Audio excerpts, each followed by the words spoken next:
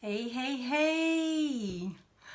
Welcome to Champion Your Gifted Child. For those who don't know me, I'm Laurence. I am the founder of this amazing group of love leading women, gifted moms, and soul sisters.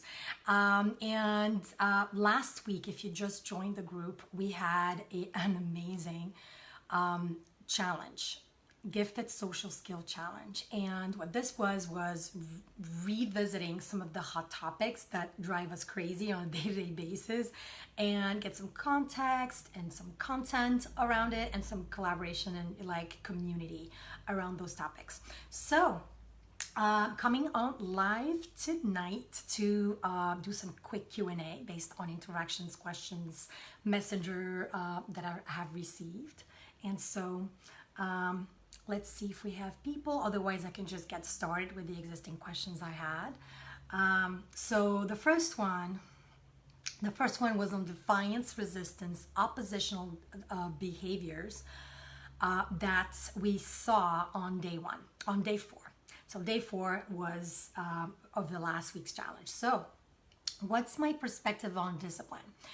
Okay, so this is a good one because I really believe in discipline, even though I'm constantly advocated for proactive and collaborative solutions. If you're familiar with Dr. Ross Greene's work, that is really root causing what creates the behavior with the child, in collaboration with the child, and avoiding natural consequences or avoiding setting consequences.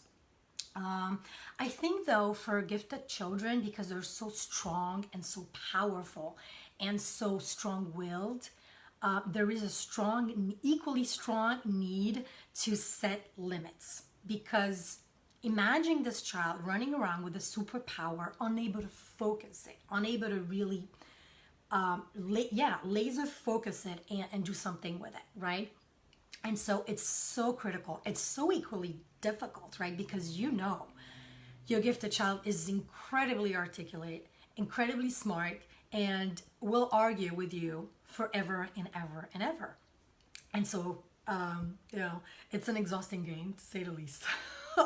However, so critical to set limits for them to, one, know to focus their energy, intelligence, might, and two, to feel confident. Because can you imagine what a child may think when they know they're equipped with so much energy and fuel, and they're not able to control it, and they look up to us and we're not able to control it either. Like, how confident is this child feeling? Like, I'm almost like thinking about it in terms like I'm trying to have empathy and feel the way they feel right now.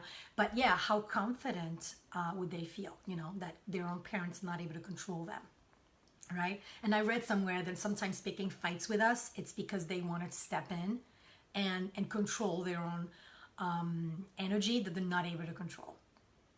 Crazy, right? Okay, so great believer. I'm a big believer in discipline and setting limits. And I think the most important part of some of those messages that we see about positive parenting and proactive and collaborative solutions and the whole brain child that I share with you consistently because they have given me so many results. The common denominator is that you work with your child, not against your child. And so yes, discipline, respect, rules, limits, those are amazing things for a gifted child. And I would even go as far as saying that if you don't have those, you're doing a disservice to your child because they need limits, because they're not able to set those themselves as of yet, right? So, but the common denominator is working with your child, not against your child, in total respect of their self concept, in their still providing a safe, emotional, living and breathing and learning environment, right? You can still give them tough love while still respecting them and loving them and supporting them without getting into the power struggle. Personally, power struggles exhaust me so much because I go against myself to turn against my child. And I've read so much about moms saying the same, that I really, really relate, right? So setting limits, yes. How do you do it? and I've shared my shameful moment to the group, but if you're new, maybe you don't know. The only reason why I stopped getting against my child is because I saw there was no progress on that. So the teacher telling me this, to punish him constantly, to you know, take away all his toys and this and that, and I because I'm from the normative process mindset, so I did do that, and I saw no improvement. If not, I just got an angrier child. And so because I'm laser focused on results, I decided to switch gears and methods and to things actually that were more aligned with me, right? That was so much more aligned with me. I believe, based on my past as a coach, as a corporate coach, I believe that one of the key drivers for people is to self organize, having the freedom to choose their life, face consequences, and self-organize, be free to lead their lives with their aligned in such a way that's aligned with their values, and choosing and taking responsibilities. So I've seen that time and again give results. And so I decided, why don't I utilize that in my parenting? Because those big corporation Fortune 500, they don't spend money hiring coaches and applying those methods if they don't work. And so I started doing that, and I saw amazing results. I mean, now discipline, the other point I want to say is discipline starts with us. So if you are throwing a tantrum or melting down in front of your child, you're basically teaching the opposite of what you're saying, because you big time lead with example, always. They look up to you, you're everything to them, and they literally look up to you. Like, they are literally learning those patterns that really get ingrained in their subconscious, that they're ready to just project again. And sooner than when they'll be parents, actually, really sooner. So it's about, you know, in our program we teach mommy time out. It's so much fun. So yeah, we talk about how to advocate for that, how to set boundaries around that, and how to get a quick 5-minute meditation, breathing, mindfulness time for you, so that you can come back to that situation with your best game on, as well as you allow your child to cool down, right? Cool down instead of like, you say, I say, you say, I say. That lead nowhere, right? Especially when we're angry, we say things that we don't mean. And so out of day 4 in this exercise, out of day 1 in this challenge, if you want to review the video, what we did was we worked on an iceberg. So basically this, I don't know if you could see, but this is my son's dysregulation behavioral iceberg. Basically, it's understanding that the behavior is the tip of the iceberg.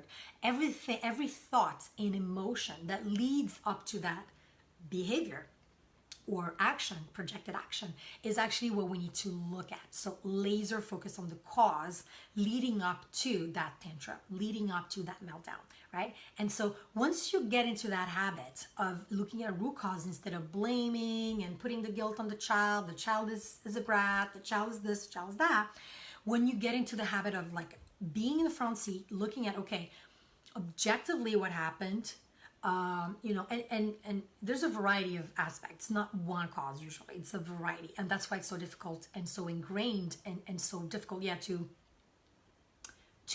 address, right? Because and the other difficult part to address is that sometimes, you know, it takes a lot of courage and vulnerability to look into our processes in life and our living and learning environments that would cause our child to behave this way. And sometimes, a lot of times, it's things in the environment. And so having the courage to see that and recognize, hey, I messed up, I made a mistake, no problem about that, right? But so that's the other thing. And then I just want to come back to,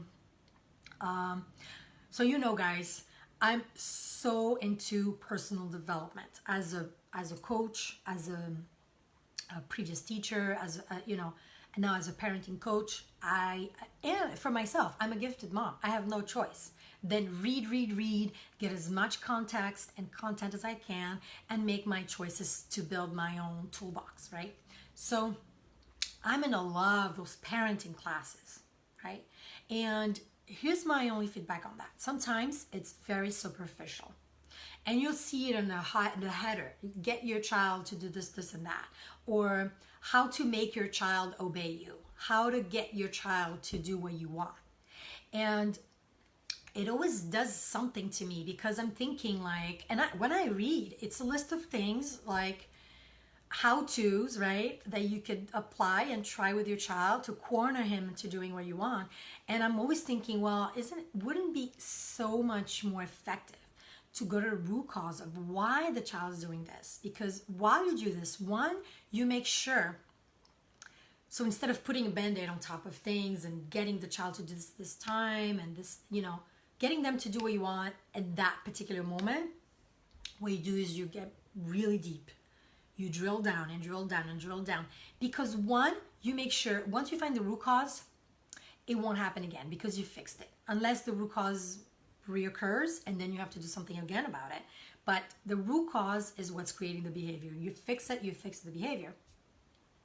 And then the other thing is that, so one, you get a band-aid instead of a real solution. It's like saying, if you have a really big flu, right?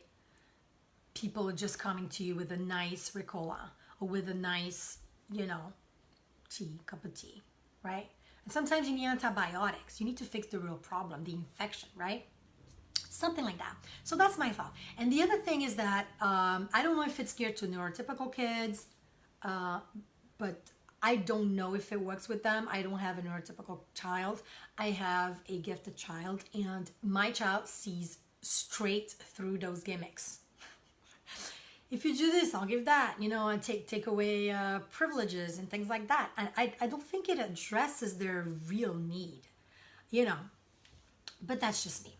And then, so I had a last thought about what I wanted to talk about. Yes, the last idea about one size fits all parenting tips is that it's one size fits all. And the overall problem with our gifted child is that we keep applying to them something that belongs to somebody else. We keep trying to fit them in something that's preconceived, standardized, and we're making them fit in, when the true problem and the true root cause is that we need to focus on them and center on them. If we do that, we'll cater our action on them. And then, only then, I believe that our actions will land, because you're speaking right through them, to them. You're speaking right to them, right? And you're not talking down to them, at them, right? So it's about taking your parenting game back. It's about taking our parenting back from everything we're told to what we truly feel in our intuition, right? Who we are, what we want for our family. And it's something that I encourage you to take time and really, really devise your strategy and really look in yourself and spend time with yourself.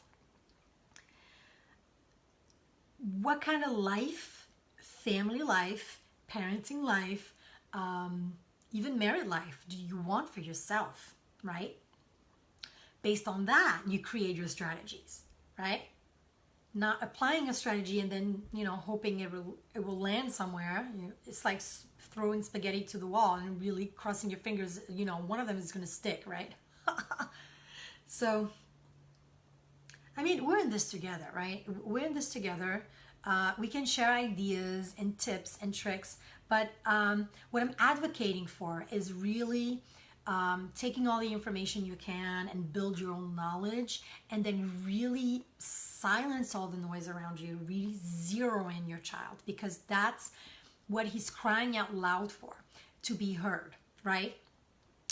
To have the right to be who they are, right? And make no mistake, that's why you're having those tantrums. That's why you're having those meltdowns, because something is not aligned. And let's go ahead and fix it.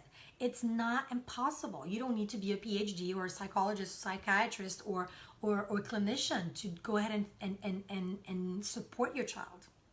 As a matter of fact, I would encourage you to stay away from those professionals that just talk down on you and completely disregard your intuition and completely tell you you're wrong and put you down in this role of the best role of your life. That's parenting, right? I always stay away, and it takes so much time to choose the right professional. It takes so much time, and the number one thing I look for, to be honest with you, is their commitment. Their commitment. You know, so that was the first question. Second question is, I just touched on that. Does the behavioral iceberg change? So this is the behavioral iceberg from last week. So the tip of the iceberg is the behavior, and what's underneath the water is the cause leading up to that behavior. So does it change? Yes. If you fix root causes that are listed under the water, they'll come away. Sometimes you'll have other root causes causing other tantrums because their development is not linear like this. It's like this. You know, progress, regress, and it's just to be expected and accepted, right? So, and the other thing, once you understand the value of that approach of fixing the root cause instead of putting a band-aid and you know, stopping the shaming play, the shaming game to shame people and you put the guilt on them, and really take ownership and go ahead and find the root causes, fix it, or help your child fix it, or help your teenager put a name to it and help them, then you'll do it over and over and over because it works. Hands down, it works. So yes, it changes. Mine changes all the time once I fix something. Now I see that some topics are recurrent. I evaluate them every month. So my iceberg, I look at it every month. And just because I love it so much, it works. But some things always come up, such as my son needs exercise. My son needs sleep, proper diet. If I don't have all those things aligned, I am done with his self-regulation. It's not happening. Not happening. And if, for instance, like he's not intellectually stimulated, very hard to build respect in this situation. So things come up all the time, but you'll see that you'll craft your strategies differently because you learn how to look at them differently. Because if you find a strategy that doesn't work, your commitment as a mom, and I know you're a mama bear out there, gifted mom, soul sister, your commitment as a mom is to never give up. So this doesn't work, no problem. You flex and you try something else. And then you see how aligned you are with your child. The more aligned, the more whatever you put in place lands, right? And that's what's amazing about it. That's amazing. So that was on the iceberg. I think we talked about it. Now, I want to talk about another question I received. That's my third question. If you're a new gifted mom, right? You just started on this journey. Maybe your child is a toddler. You haven't had his score yet, his IQ score. You're wondering. You're just seeing all the common characteristics, and it's just you're in that moment when you don't know. You don't know what you don't know. You don't have a name to it or score to it. I wanna provide some considerations into this conversation. Having gone through this journey myself, okay. The first thing I want to talk about is that you may or may not be aware that you may just refuse the idea of your child being gifted because you know it's ahead, there's obstacles ahead, and you know, you may just refuse the idea. That was me 3 years ago. Okay. I'm from a family of gifted people, and I think I'm just in one deviation away from that 130, just because I can follow what they're saying, but I'm still super normative and I love processes. My entire life, corporate job was in quality. I'm super like process oriented and the norm, right? And so I'm just smart enough that I can follow them, but I'm not in that realm of highly gifted where I don't understand their high emotions. Overexcitability is very hard for me to comprehend because I don't have. And so, but I was refusing it. And I want to share with you what opened my eyes. It wasn't books, it wasn't groups such as this one, it wasn't my family or, even my gifted family. It was the world, everybody else, showing me my child was different, complaining that my child was different, and creating the entire case around the fact that there's something genetically, fundamentally, neurologically even wrong about him just for being different. And so I didn't choose to step into it, but once I understood, then I just embraced it. But it took a while. And I just want to say another thing about the test. It is true nowadays we wait for the test for at least 6 years old because of they think it's better at 6 years old. But my son was tested at 4 because I had obvious evidence signs and I just wanted to be sure already and move past my own doubts. So, but the IQ test, what it measures really is 2 forms of intelligence, right? Verbal and logical. It doesn't talk about, there's 8 forms of intelligence, right? So it could be musical, arts, kinesthetical, a lot of things. And this one is just measuring verbal and logical. And the other thing about this test, and not that I don't like it, it gave me great clarity at a moment when I wasn't strong enough to just embrace it. So that score hits you real hard because now you have a diagnostic, which is, we shouldn't say diagnostic, but they call it, I don't know, a test result, a score, a number, and a name, right? Now my child is gifted. But before that, how do you deal with, before having that test, because your child won't probably be tested until he's 6, or it depends on your school, your district, and everything else. But before that, and those tests are expensive. So before that, how do you do? How do you deal with a child that's evidently smarter than any other kid in the playground? You're getting those nasty comments from the other moms. You're getting inept, completely absurd comments from school. You're getting maybe your gifted family to weigh in ways that you don't expect. How do you deal with that? And that's when I think this moment, when you start identifying your child as gifted to the moment you have that confirmation, is when you really need to strengthen yourself, read as much as you can, start building your toolbox, understand what works with your child, what makes them happy, what makes them be willing to collaborate with you, what helps them regulate their emotions and exert their executive functioning, what makes them thrive socially. Now is the time you need to start building, because if you wait for that test, and let me finish, if you wait for that test and that test is missed, because you can fail that test while being gifted. I've seen time and again examples of kids that are brain geniuses that failed the test because guess what? They were hungry that day, they were stressed. Mommy had so much anxiety about it that they felt completely paralyzed. It's one of the effects of stress, is being paralyzed. Maybe they had a really bad report with the examiner. How do you know? I have a friend telling me, a client actually telling me that she was next door and she kept hearing the examiner just slam on her daughter. You think you're so smart? Oh, you think, so you can fail that test and still be gifted.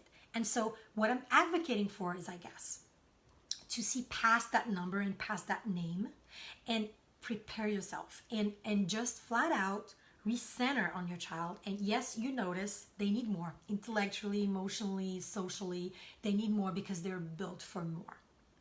You have that intuition. Don't throw it out. Don't throw it out. Just accept it. Accept that your child is wired differently and is needing and calling out for help for you to help develop them. And so, because this is the need of your child, it is your God-given right to develop your child to their fullest potential. Your God-given right, okay? And so, if you just started, it's so confusing. It's so confusing because you're in that environment where you feel bad to even think your child is gifted. You don't even give yourself permission to think that your child is gifted. So I encourage you and I invite you, if you're a new gifted mom, aka new in this journey, read as much as you can on research pointing at asynchronous development, how behavioral issues can't be linked. It's not a fact like that's established 100%, but can be linked to giftedness because of overexcitability, right? Read about overexcitability from Dabrowski. It's amazing theory. And if you have a gifted child, you know, it's just a theory to tell you about what you already see, right? Your child is so intense emotionally, and you know, it's being overexcitable, being overstimulated all the time. And that's why they need to melt down, not because they don't love you. They love you more than anything. They need to melt down to just take that energy, take that stress away from their body. And yeah, they could be stimulated by emotions or sensations. So they'll hear anything, they'll see anything like a mile away. They can be bothered by noise and you know, it's just their world. It's just their day to day, right? And so really learn about that and check against what you see, what your gut feeling is telling you as a mom, as a mama bear, all right? And then get the support. Don't be by yourself. Find, oh my God, I just posted today, Thursday Kindness, and I saw amazing comments from those moms. Oh my God, I have goosebumps when I think of those wonderful love leaders, gifted mothers, soul sisters that post and share with you. Just, you know, bond with this community because, you know, you're not alone. Most of what I read, I can raise my hand and say, yep, that's me. Yep, that's me. That's my child. That's my boo. And then understand that, yeah, what you do is enough. You're this wonderful thought leader to your child, mentor, coach, you know, coach, mama, you know, everything. You're everything to this child. And so if you're new to this journey, welcome.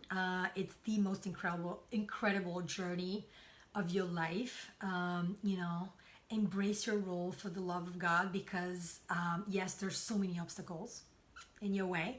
But if you decide to face them together with your child, not against them, with them, you're out for amazing things out there. And you're out to really help support your child thrive socially and have that impact into the world that they're meant to have. And you know that. You know that. So that was my other question. On discipline though, I want to just be clear. I teach and I believe in positive reinforcement. I also believe in setting limits and consequences. So I'm not a hardcore CPS mom, collaborative and proactive solutions mom, the framework from Dr. Russ Green, that they really don't believe in consequences whatsoever, whether they're parental or natural consequences. I really like to teach based on natural consequences because, and that's just me, and it's okay, right? Again, it's not about cookie cuttering anything. You can take what works for you, what you really believe is aligned with your soul and your purpose and your child's individuality and life. Take what's aligned with you and what you see is giving you results and helping your child thrive. And if you do that, they'll do whatever you want. They'll respect you, right? And it's just, yes, I teach healthy, appropriate limits because I believe limits are so critical. I sometimes take my time out. I believe in modeling.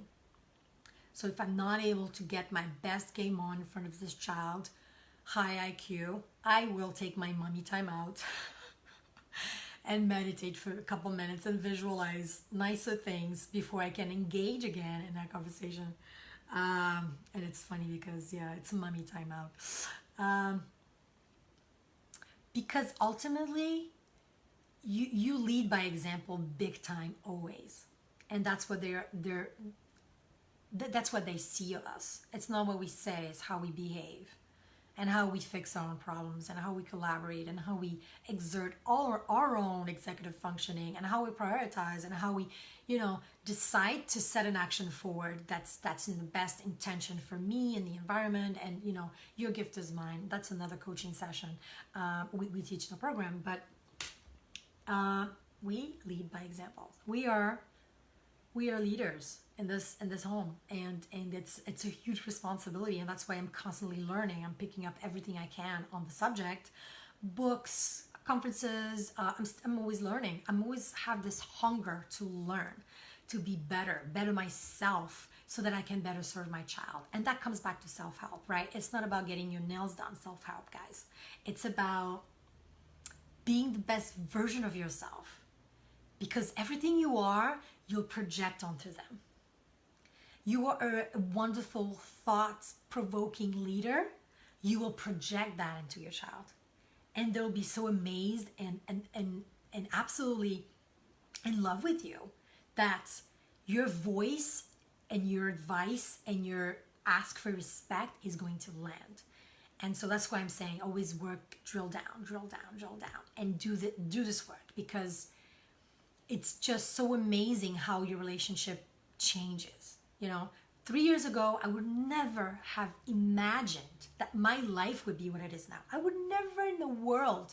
I thought my child was defective, was dysfunctioning because of everything that was projected onto me. And I didn't know better until I started to read and research, because things didn't make sense what I was told. And so I started learning and said, oh. And I put things together.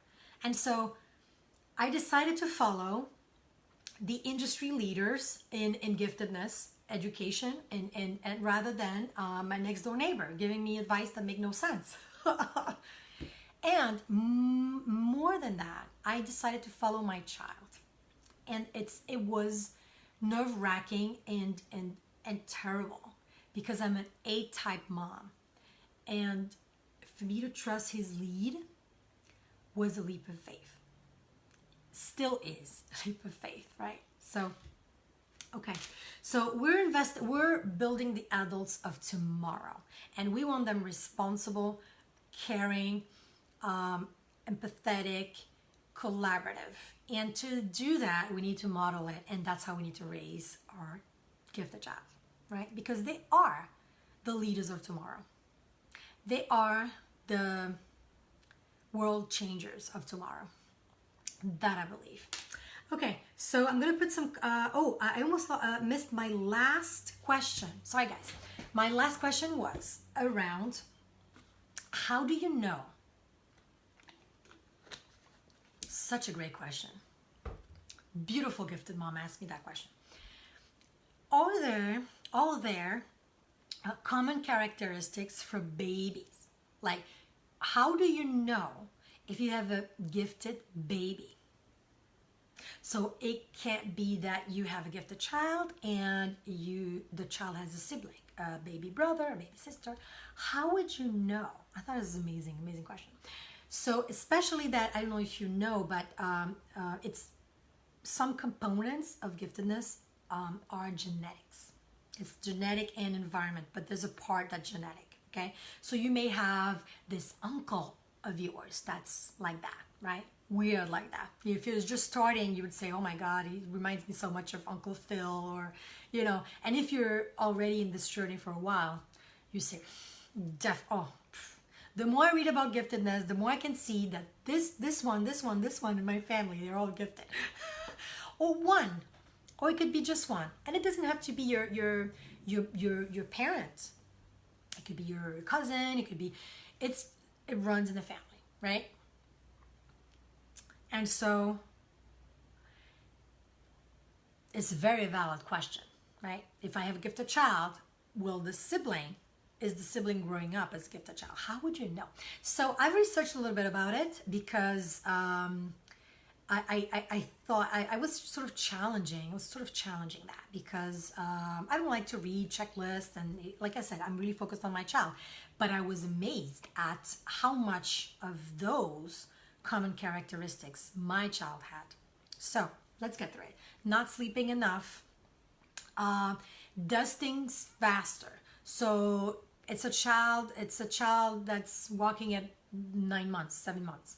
It's a baby that looks at you, that has this amazing like gaze at you, and they look right through you into your soul. They are so aware also of their surroundings. They connect and they smile. They do their show. They are very difficult sometimes, or people call fussy, because they already cannot get bored. And if they cannot move their head yet, or stand and look away, sometimes they'll cry. I read that research and I was amazed.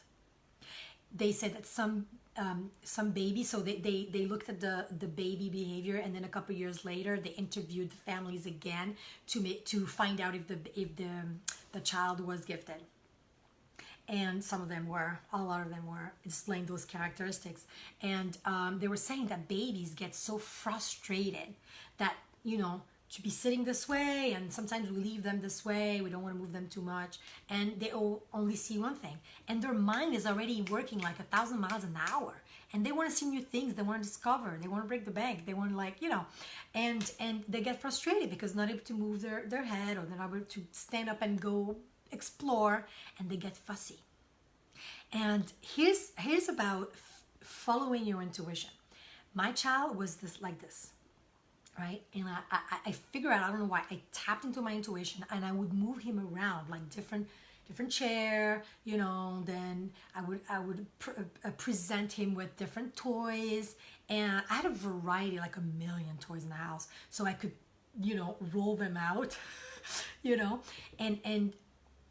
and it worked. It worked with him every time he was like that. I would provide him with a change, and it worked. So all this to say, follow your intuition, right? You don't have to put a label in this baby's forehead right now, but having that intuition, it's helping you help them understand where they're coming from, right? And again, moving away from that assumption that the baby is mean little being that needs to be disciplined, blah, blah, blah, blah, blah. And then here we go again, right? People telling us how to raise our children. And, oh no, you need to let your baby cry to death and cry to sleep. You need to let, you need to absolutely not give in and do all those inhumane things, and it's like it doesn't even work because you're not addressing the problem, right? So on to that conversation again. But yes, there are so many common characteristics for gifted babies, and you've been there once if you have an older one that's gifted, and it's, I guess, I don't have a second child, right? My Nathan is my one and only, but there's things I did really well as a first-time mom. I'm super surprised. And there's things I didn't. And so it's just, taking my learnings in. Parenting is a journey, and nobody's perfect. Nobody is perfect. And so taking the learnings in, and, and keep going, right? And adapting, right? Introspect all the time, retrospect all the time, right? This is not working. Why am I forcing that? I'm going against my child's personality, because that's something so big too. Personality, right? You're born with that personality characteristics as much as you're born with your hair color or the shape of your nose or your eye color. You're born with that. And so setting the right expectations, even for a gifted baby, I would say so too. If I had a second one, I would definitely set the right expectations to strive all I can with every effort in my body and in my soul to really understand their situation in order to cater my response the most effectively.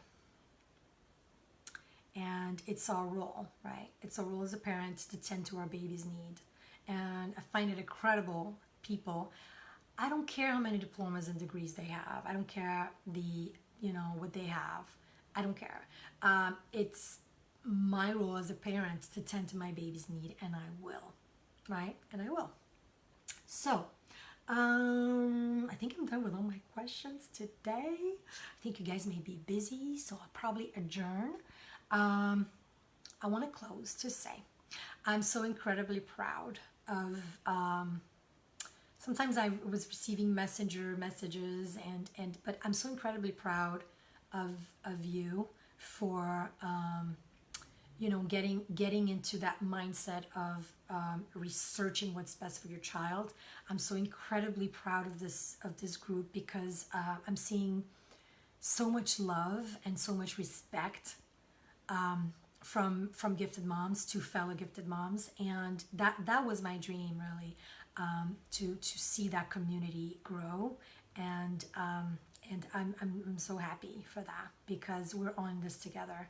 We are all in this together. Let's start investing and building the adults, the gifted adults of tomorrow that are going to change the world one step at a time. I am so ready for this. I am beyond ready for this. And so I know you are as well. Okay? One step at a time, one day at a time. And I want to thank you for your time. I think I've touched on everything I wanted to cover. We are raising the critical thinkers of tomorrow, and that's exciting. No matter what obstacles we have today, we are doing it. Right? We are. Okay, I want to wish you a wonderful evening. I love you so much for everything you do and everything you are. And the fact that you're leading with love and care and respect for your gifted child. And I absolutely feel honored to be in your presence every time I am. Okay? So, have a good one. Enjoy your evening. Enjoy your rest of your week and your weekend. Bye-bye.